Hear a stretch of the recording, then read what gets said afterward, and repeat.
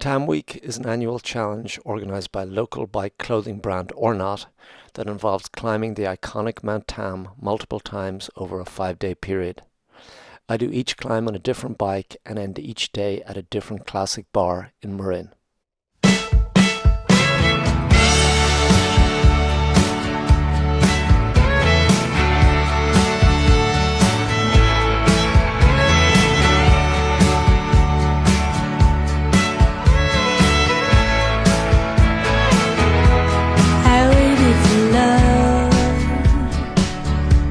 With a cricket bat,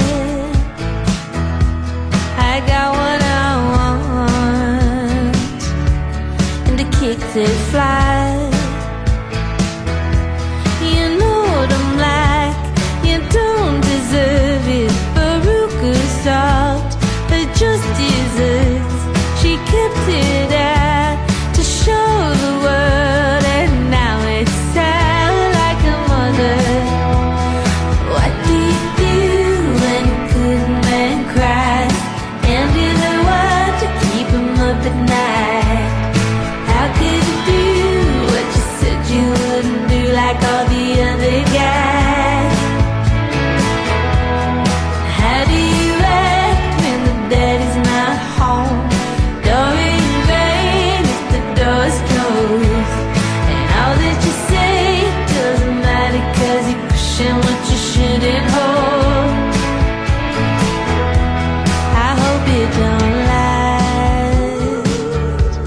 The time so short,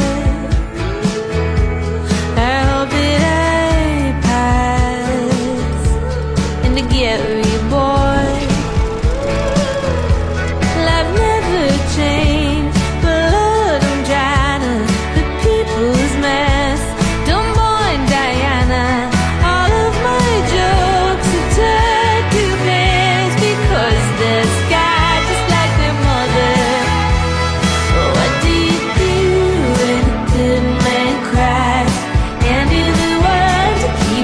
At night, how could you do what you said you wouldn't do like all the other guys?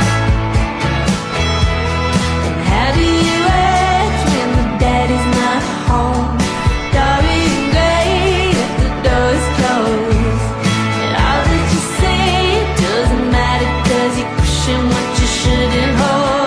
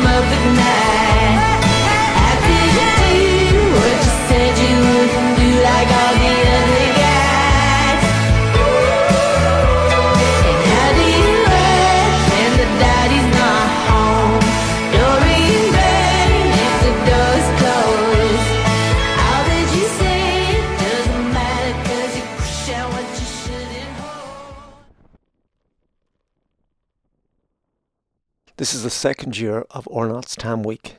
I like this challenge because both Marin and Mount Tam are particularly special to me. I also enjoy the fact that, like the Festive 500, there's a certain amount of planning and calculation involved in how you complete the 5 climbs. Last year I did 5 very different routes up Mount Tam. This year, however, I have less time, and also unhelpfully all this week's World Cup games are right in the middle of the day. The 2,500-foot west peak of Mount Tam is, at a minimum, a 50-mile round trip from my home on Nob Hill in San Francisco. Another appropriate name for the challenge could be Fog Week, since even by San Francisco standards, it's been incredibly foggy here. To me, there's always been this unwritten agreement that as soon as you cross the Golden Gate Bridge to Marin, you get to experience summer. This year, however, even southern Marin has been particularly foggy. The temperature, however, eventually rises once you start climbing some of the more exposed slopes of Mount Tam. For the entire week, this was the pattern: start in a cold 50 degrees, climb in a hot 85 degrees, and then return back to San Francisco to its cold and fog. Day's one bike is my 1998 Thai Litespeed Ultimate. It's light and beautiful, but definitely on the twitchy side, especially on descents.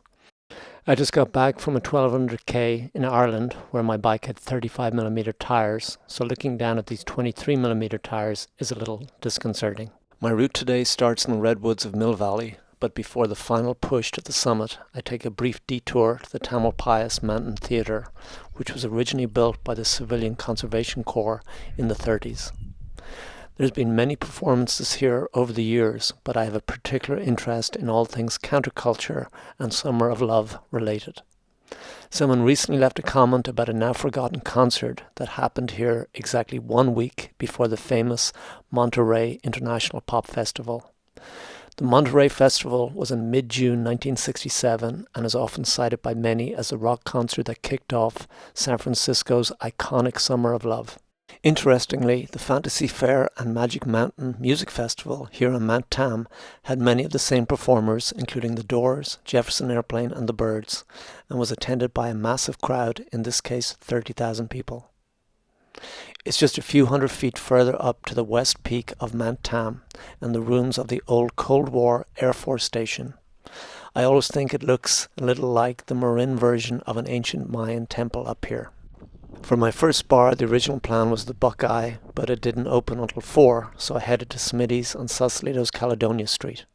This almost 90-year-old bar is a complete gem, and I particularly enjoyed the Johnny Cash that was playing on the jukebox.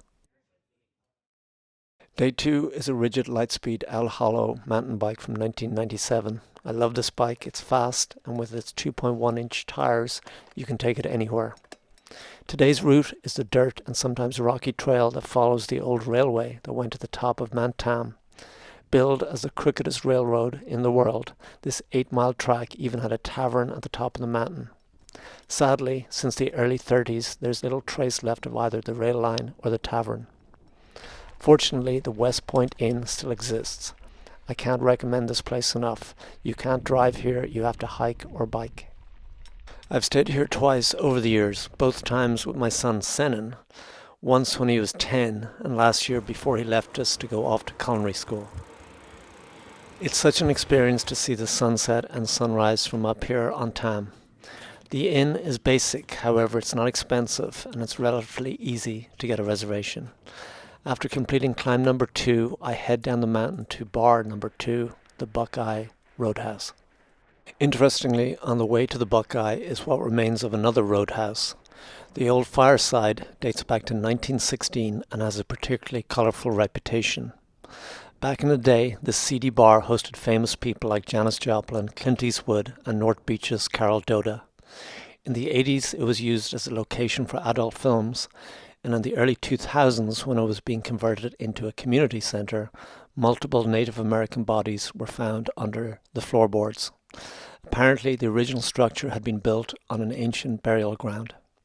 Finally, the fireside also featured in the 2001 Bruce Willis and Billy Bob Thornton movie, Bandits.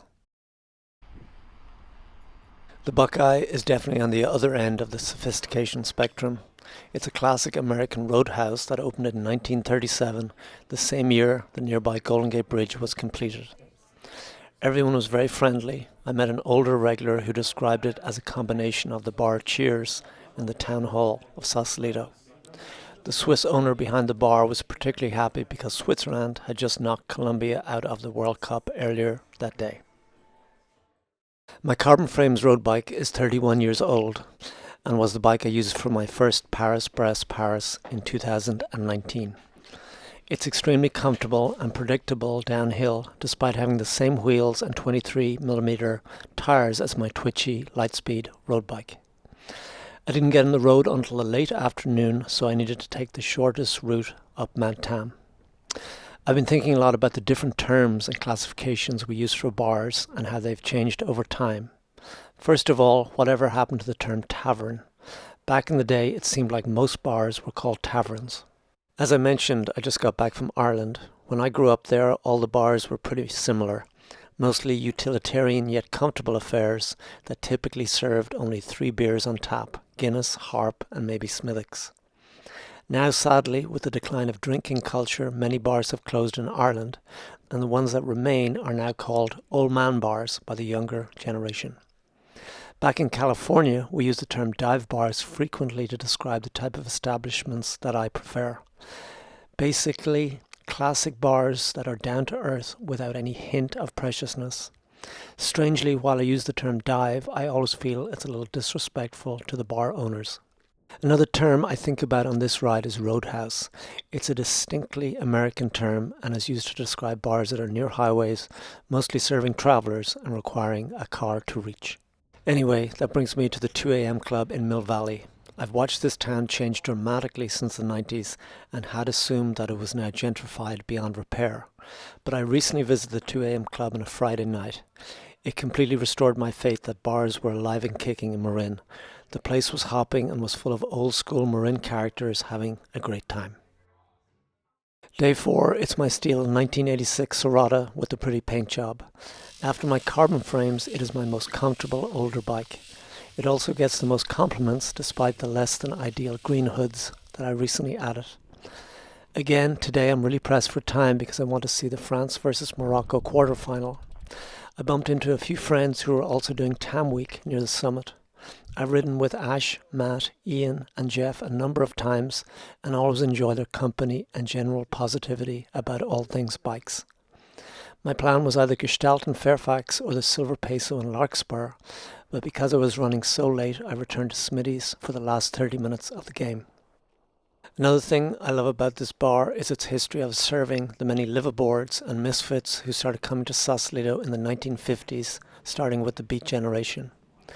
The unique houseboat culture that developed here is fascinating and was the subject of my recent video, The Counterculture's Final Stand. It's the last day and I must say that I'm tired.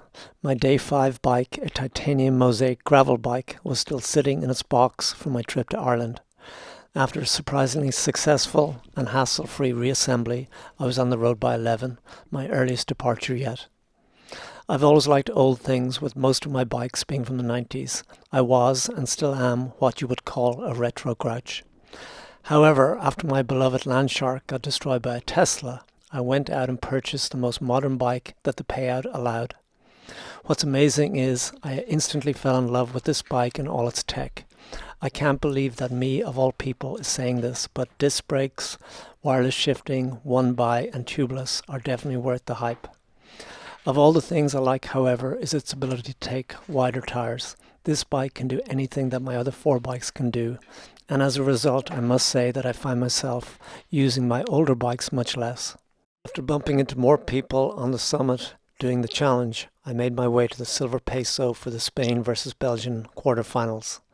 This bar is another absolute gem. It's managed to survive 65 years despite the increasing preciousness of its surroundings and a car that crashed into it last year. The legendary bar was actually funded by a sunken treasure discovery of silver pesos in the Philippines, and its piano once belonged to Janis Joplin, who rolled it down from her nearby home so that she could play while drinking at the Peso. I met a lovely young couple at the bar who were hardcore Spain supporters, having lived there for 3 years as teachers. They were also going over the details for their wedding, which was happening in just 2 weeks at the Marin Civic Centre.